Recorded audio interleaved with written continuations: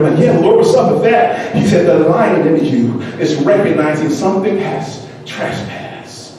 Something has walked into the domain of you, the son or daughter of a God that shouldn't be there. And when the enemy is there, first who recognizes first is the Spirit of God in you. All of a sudden, imagine that lion sensing that someone is in his territory. And when I was watching the Discovery Channel, what would happen is, first the lion would give notice.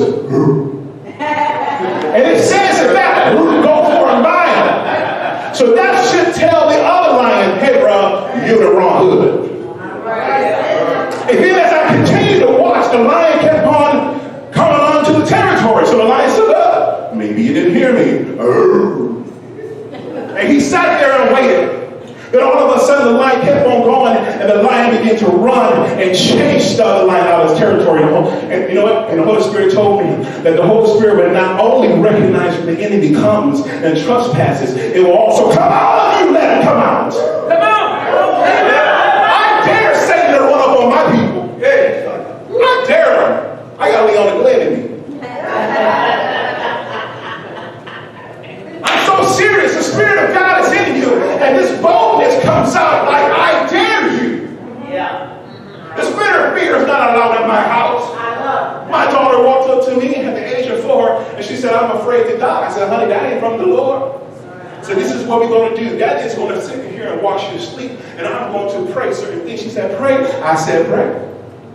Now what's going to happen is, Daddy is your spiritual leader in the house. So what happens is, baby, when I pray, the enemy that's trying to tell you that you're going to die, he has to leave. And the Bible says in Proverbs that your sleep will be sweet.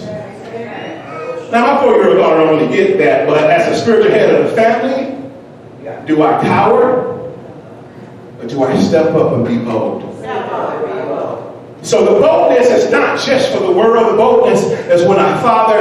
The boldness is when I mentor. The boldness is when I walk across this land doing what I was born to do. Listen, some of us feel like we're empty. Some of us feel like we haven't gotten to the place we're supposed to be. It's because you're trying to get there on your own strength. You're trying to get there on your own intelligence. You're trying to get there on your own. And God is going to allow you to keep on going. You're going to burn out. You're going to feel like that you're on empty. And then finally you're going to look up just like Nebuchadnezzar and say, you are God! Yeah. God allowed Nebuchadnezzar to be king. Sure, praise yourself, young man. Amen. Let me get into my word.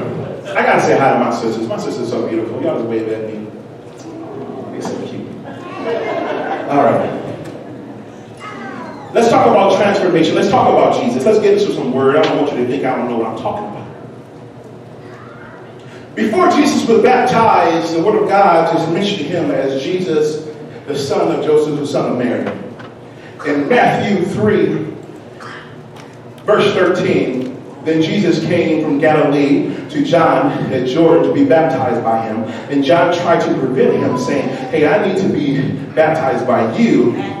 And are you coming to me? But Jesus answered and said to him, permit it to be so, for thus it is fitting for us to fulfill all righteousness. And then he allowed him. When he had been baptized, Jesus came up immediately from the water, and behold, the heavens were opened to him, and he saw the Spirit of God descending like a dove and alighting on him. And suddenly a voice came from heaven saying, this is my beloved Son in whom I am well pleased. As I'm reading the word, God showed me, you realize that when my spirit hit Jesus, the gloves are off. I want y'all to read that and then figure out what happened afterwards. When Jesus left the wilderness after the Spirit of God hit him, the gloves were off. He healed people. He cast out demons. He walked on water. He got everything accomplished he had to accomplish before the cross. Okay. All right? And this is the Lord just kind of gave me, this extra little nugget. The very next chapter, it says, when Jesus went to the wilderness, it says that Satan said to him, since you are the Son of God. And then I stopped. I said, whoa. Why did he start with that title? is because God made it known after his baptism that that was his son. And when Satan comes for you, he's always going to come for the title that God gave us. So since you are healed, so since you have joy, so since you have prosperity, so since you have all of this courage and boldness, and then comes the temptation. Now here's the cool part about God. Ain't no human or devil can tell God what he thinks about you.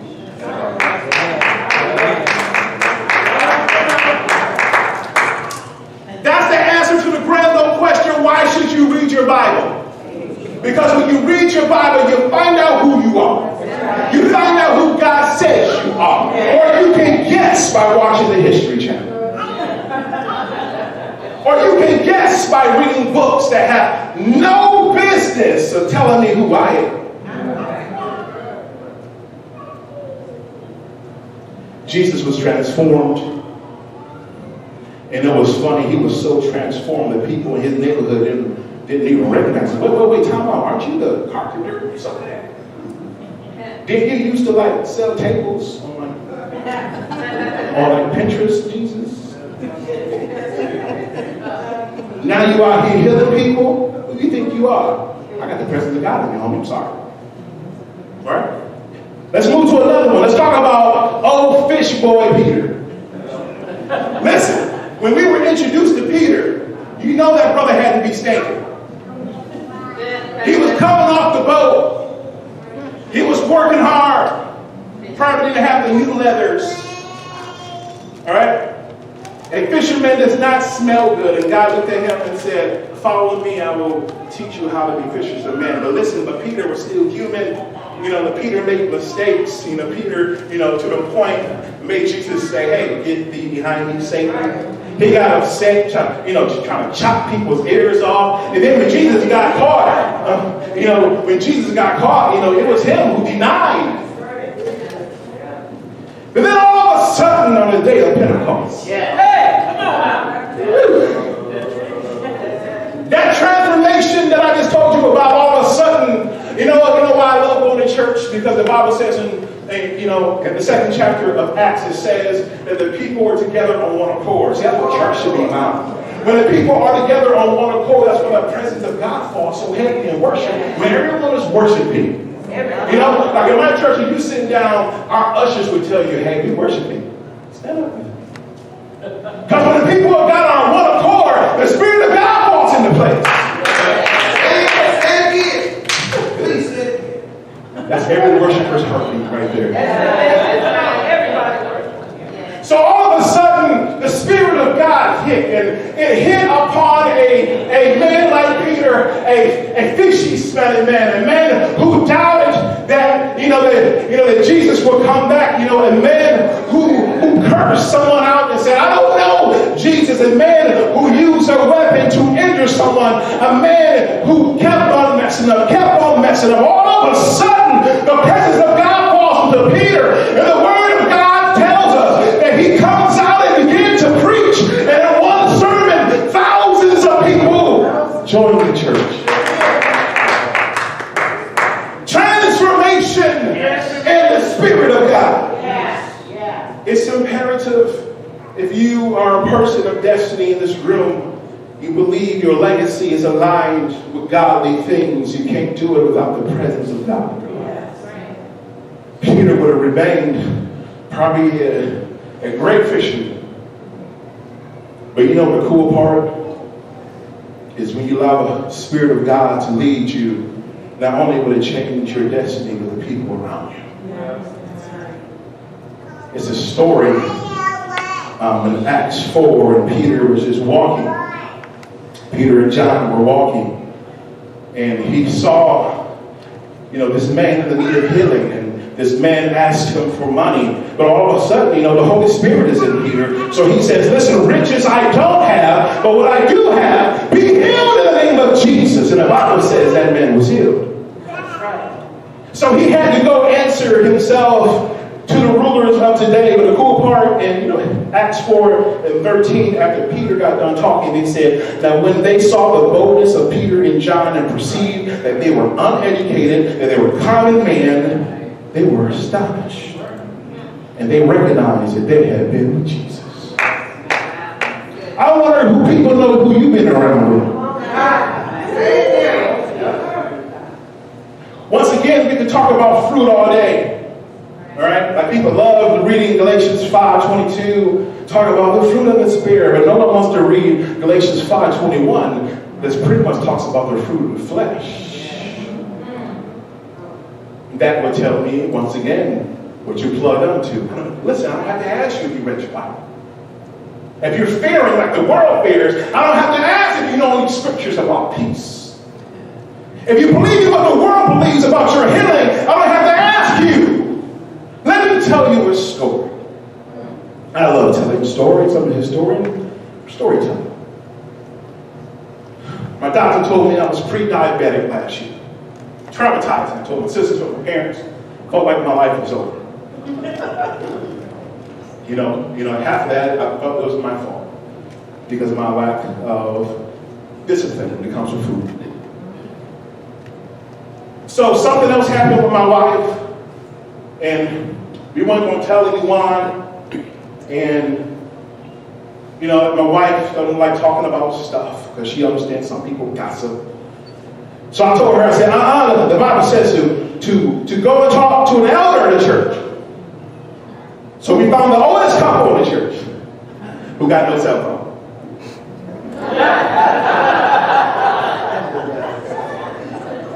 So we walked up to Chuck and Bev and we told them what's going on. And Chuck said to me, Jonathan, have you read Daniel 1? I said, I have. He said, I believe that if you follow this diet that I'm going to give you, the God will not only heal you, He will heal your wife. Okay. So he had me and my wife juicing. So the last 3 months we've been juicing. If you don't know what that is, just pray for me. That's the best way to explain it. 2 weeks ago, I had a meeting with my doctor. He looked at my blood work. He looked at me. He looked at my blood work and he said, what are you doing? I said, what do you mean? He said, if you keep on doing this, next time I see you in December, your diabetes will be gone. I had people at work telling me, diabetes can never go away. Oh my gosh, are you kidding me? Your faith is too extreme, Jonathan Glenn. Oh, you think I wasn't excited to go to work that Monday? With my blood work on my song.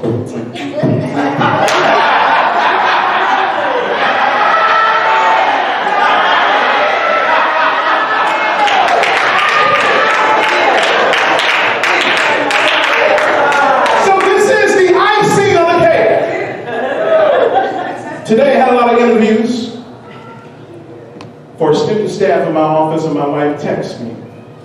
And the text said, I got my paperwork back from the doctor, and baby is gone. I don't need to tell you what it was, but the paperwork said it was gone. Was it the diet? Some people in the world would say it's because you juiced. Listen, I'm not naive to believe that God can't use earthly things to heal your body. Transformation. Transformation. Somebody say transformation. Transformation. Got a couple more examples. David. We all know David to be the giant slayer. But David also went through a transformation. In 1 Samuel 16, verse 13, we pick up on the story where, Saul had lost his favor with God, so God wanted to anoint another king of Israel. So Samuel went to the house of Jesse and saw all the, brothers and said, hey, there's one more. So Jesse meets David, and God said, that's him. So then Samuel, picking up in verse 13, then Samuel took the horn of oil and anointed him in the midst of his brothers, and the Spirit of the Lord came upon David from that day forward. The Spirit of the Lord fell upon David. So what was the difference that made the shepherd boy turn into a giant killer? It was the Spirit of the Lord. See, but here's the cool part of the Lord continues to show me about transition. He said, you are so focused on the giant, but you don't realize that to kill the giant means you become a king. True destiny is kingship. You will only see shepherd. But when that Spirit of God hits you, you become bold. I mean, y'all should just go back to the story. This little teenager walked into a whole different area of all these soldiers who were afraid, and for some reason, this young man was bold. This young man told the king, hey, I'll take care of this dude for you. Hey, you want to use my armor? I'm good. I got a rock. Hey, that doesn't compute. If you're a man of war, I bet the king was like, it was nice knowing you, David. Your mustache not done growing in, David? All right. And David went out there and Goliath spoke vicious things against him and God, and David just told him the truth. Hey, God's on my side. I'm so sorry. I have to kill you today. And when the Spirit of God is in you, remember we talked about that contagion thing? When the presence of God is in you and you're walking in that type of life, contagious. You know what's interesting? That when he killed Goliath, when he cut his head off, all of a sudden all the soldiers who were afraid got hyped and remember they were soldiers and they attacked the field. They sure did. Is your life initiating the Christians around you? Are you so confident in the Lord and so confident in what he's doing for you? When you walk around Christians who may be a little low, do you just start a little fire in them? That's what people who are transformed do. David was transformed, and all of a sudden, a young man hyped up a whole army of men, and they won the day. Somebody say transformation. Transformation. I have one more. And this is the cool part, that the Spirit of God can be so good that it would not only change your destiny, it would change your name. Let's talk about Paul. We all know Paul, he's introduced us in Acts as a very smart man, a very strong-minded man who was running after the people of God and trying his best to get them locked up, to get them killed, get them whatever in trial. And in the middle of his mess, come on. Listen, some of my friends and family, I've prayed for Damascus moments in their lives. In the middle of their mess, his mess, Jesus shows up, blinds him, knocks him off. His name is still Saul. All of a sudden, God spoke to a man by the name of Ananias to go and speak to him. And this is what happened in chapter 9, verse 17.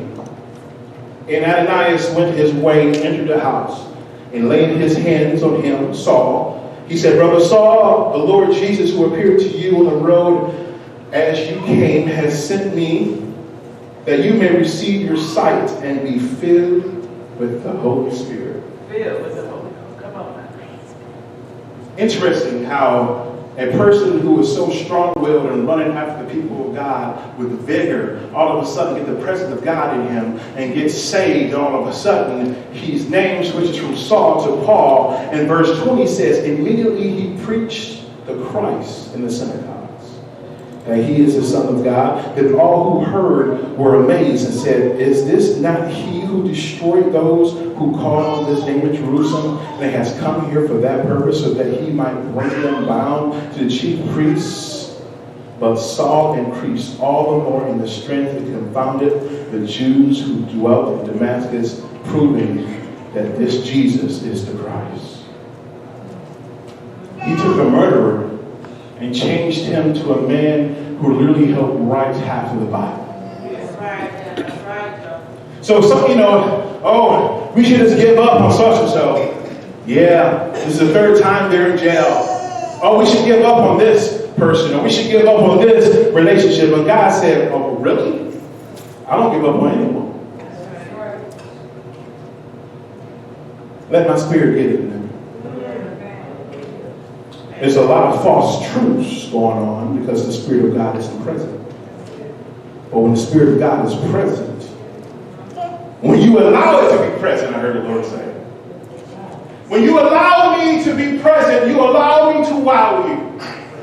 When you allow me to be present, you allow me to literally form the role for you to have the destiny that you desire. But I can't do that until you allow me to move inside of you. You must allow the lion inside of you to roar. If you quench that, you quenched you.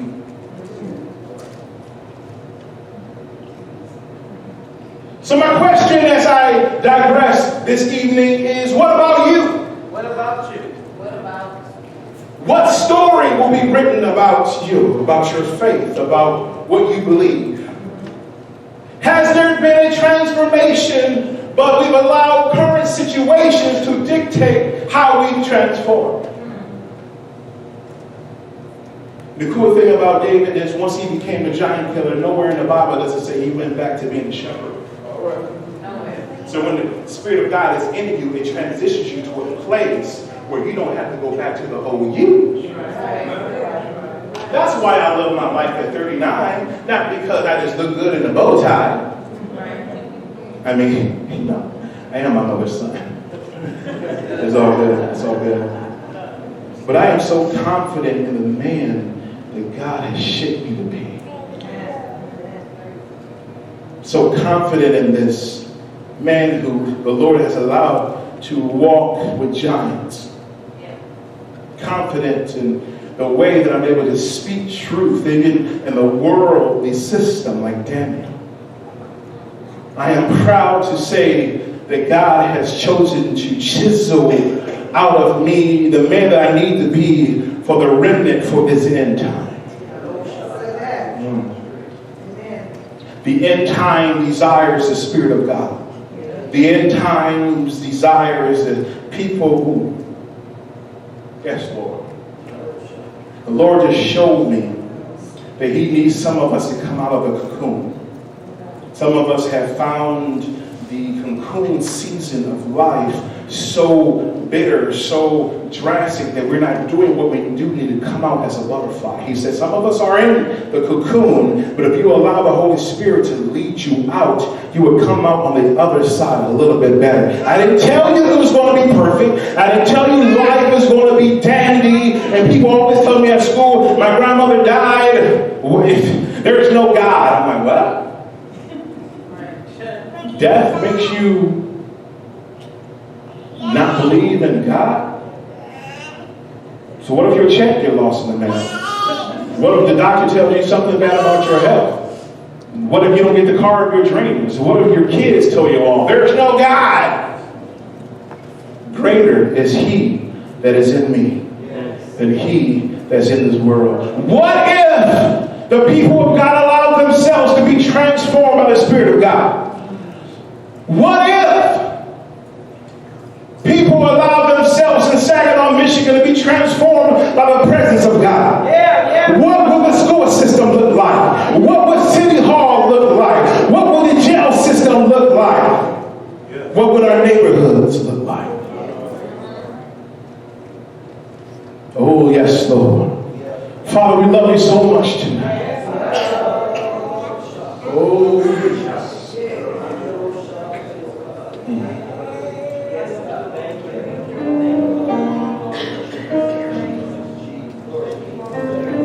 So I'm going to just pray in the Spirit tonight.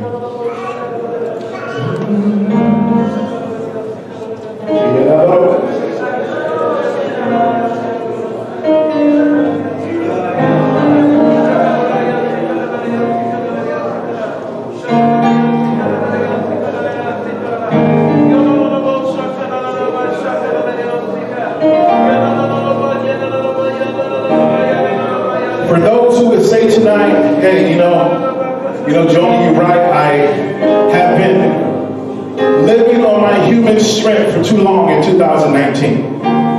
It is time for me to connect with the creative Spirit of God that dwells in me I want you to stand up here right now. We're going to pray. We're not going to take too much long on this. But once again, you're saying, hey, I've been living too much on my human strength. I haven't been doing my devotion. I haven't been fasting and praying. I haven't been connecting with God, my Father, to strengthen my spirit so I may live strong during the day. I have survived too long on this Sunday meal, not coming back to the supper table on Monday. Is there one tonight?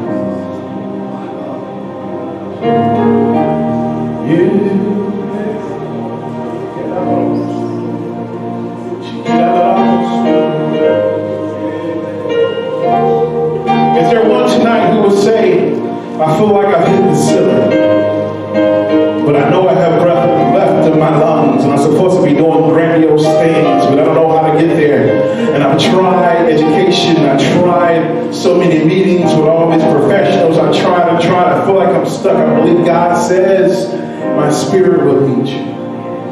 If that's you tonight, come up for prayer.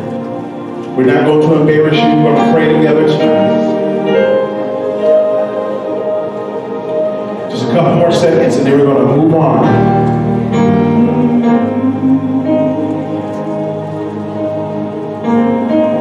There's nothing to be ashamed of tonight.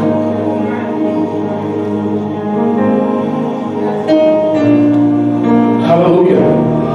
Because to be led by the Spirit of God means that you walk. Listen to this. I used to have a dream. I remember when I read about Enoch and how he walked and talked with God. I said, Lord, I want that. And then I remember reading about, how he walked with Adam, and Lord, I want that. And when I, began to really live this life with Jesus, I realized that he was there, walking and talking with me, not only caring about the spiritual matters. He was telling me about who to date. He was telling me about go right today, don't go left. He was telling me to check the oil in my van. When I got an oil change, they didn't put oil in my van. But because I thought that God only spoke to you in the spiritual matters, I never checked my oil, gave the van to my wife. She drove on the highway, the van broke down, and my wife and kids in the car on the way to Lansing. Only because I didn't allow the Spirit in me to rule everything. Is the Spirit in you ruling everything tonight? No, I've given God my church issues. I haven't given God my health. I haven't given God my mind. And some mental wellness things happening in the room tonight too.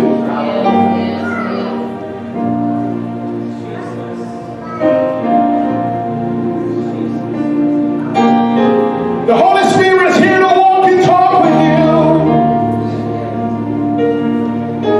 This past summer, with the help of some of my friends, I helped lead a leadership conference with 1,600 students, and there were so many students there. And one young lady walked up, and said, "Hey, Missy Lynn, you're putting my name wrong."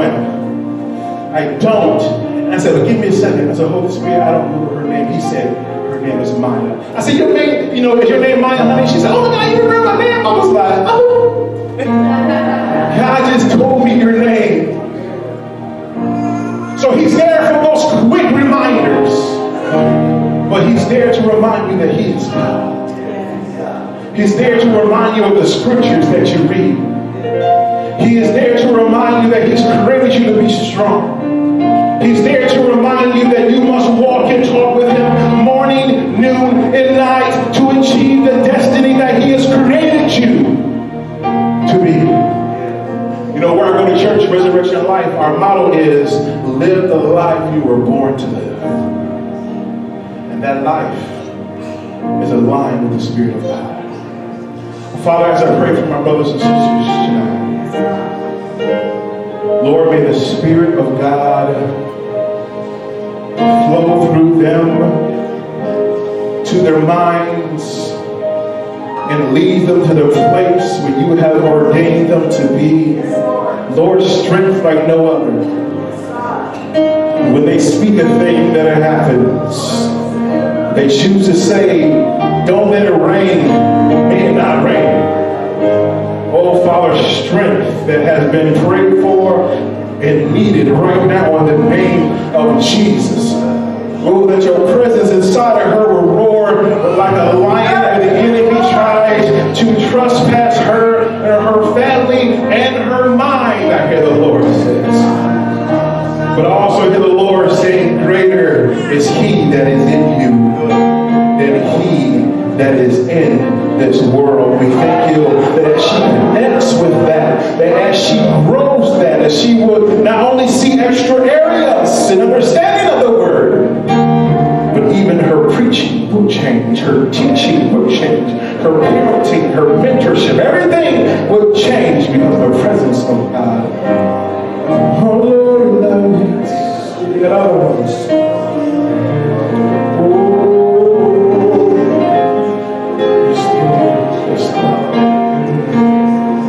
I heard the Lord say, I walk with you. He said he walks with you. So Father, I pray that your voice is louder in her ears.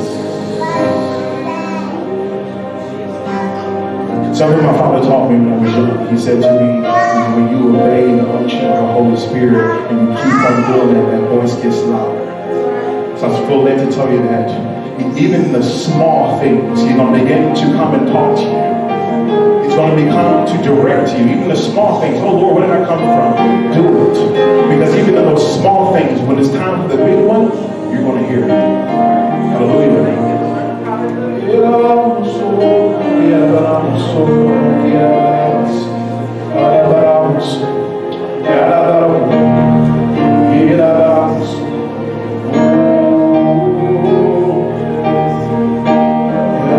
I keep on hearing the word life.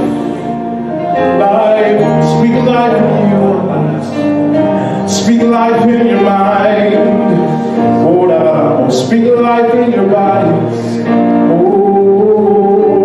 I heard the Lord just say this. He said, you know, when you read Psalms 23, everyone just loves certain parts, but they forget about I'm the God of restoration. I just heard him say, I am the God of your restoration.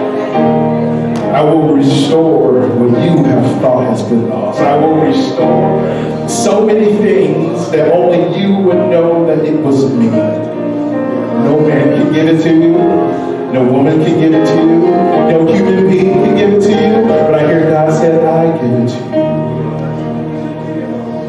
You know, I even see you writing songs,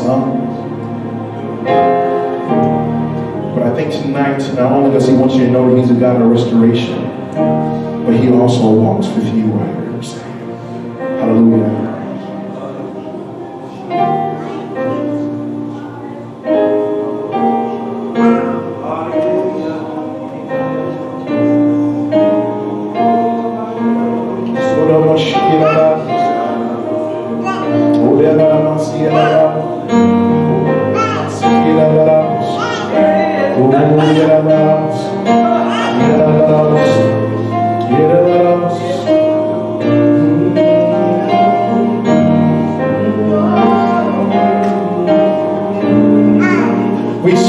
We bind the spirit, that lying spirit that would say the good years are over.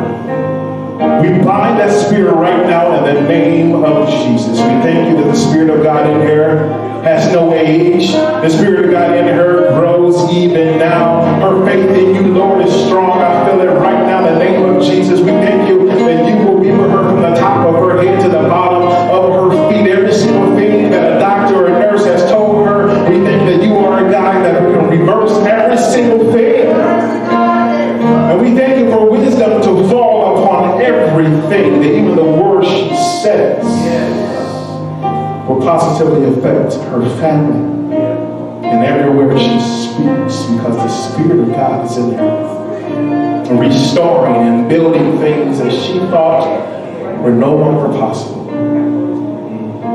I heard the Lord say that he's preparing you to speak to someone that you've been waiting a very long time to speak to. And he said you couldn't find the words. He said, but don't worry. I'm the God who created your mouth. I will give you the words. Just like I gave Moses the words.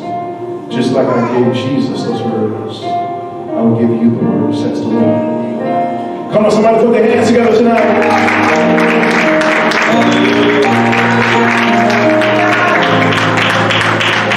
I tell you, that was good, Jonathan. I didn't call you Jonathan. Your name's not John. Remember that, right? Yes, ma'am. Okay.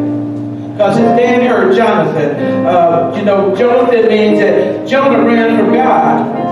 I know that Jonathan didn't want to be no preacher. But God got a hold of him. That's why his name was Jonathan, not Jonathan. And I would laugh if people would call him John. I'm trying to say his name's not John. So me and Miss Jenny's got to compromise. I said, call him Joni. This is why we call him Joni. Because I didn't want him to be called John. Because our last baby, Nathaniel John, went to heaven. I said, you can't use that name. But LaFleur, when you was playing that, I kept hearing that I am the God of restoration. You were playing that music. I am the God of transformation. I'm the God of life. There's an anointing on you that when you play, I can hear words all the time. So you are a psalmist, you're prophetic, and you're playing what the Spirit is saying all the time. Just tune in, because I can hear just like that. Amen. Was it a good word today? Hallelujah, hallelujah. Somebody say transformation. Transformation. Transformation. I am the God of transformation. I am the God of reformation. I am the God of revelation. I am the God of life. And I come that you might have life and have it more abundantly. People came up for prayer, but has everybody been the challenge to spiritual health? I'm really saved. I know I'm saved right now. I used to didn't know if I was saved because I was in church and I saw people doing things they shouldn't have done. And we told Daddy, well, all other church folks are doing it, but didn't know there was an open Pandora box and opening a door for the flesh and destruction. But you can shut that door. We're doing Revelation right now. It said if you open the door, Jesus said, open the door of your heart, I will come in and sup with you. But you got to open the door. He's knocking. Who's going to open the door? Say, Lord, I'm ready to open the door again. I'm ready for a change, a transformation like he said. I'm going to come back up to where I belong. You know you can get discouraged in ministry. You can get burnt out. We were singing, we had a funeral Monday, my cousin died, and Dina was singing, Take Me to the King. And the one part of the song said, I'm all churched out. Some of us are all churched out. Been in church our whole lives. Come to the end of ourselves. Are you ready for revelation and transformation? I know I am. And so I feel life coming back. Have you ever felt like you died?